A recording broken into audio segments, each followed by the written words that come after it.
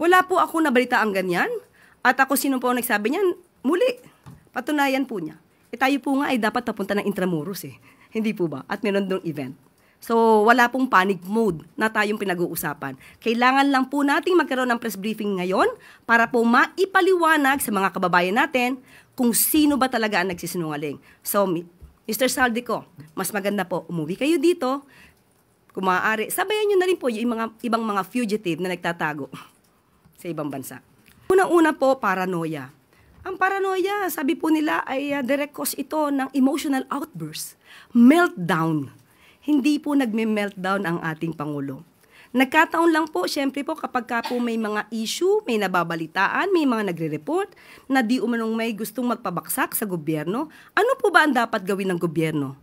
Matulog? Manahimik? Mag-relax? Kailangan po ito mamonitor. Hindi naman po ibig sabihin na ito ay may katotohanan, but still, hindi po ito dapat na tinutulugan.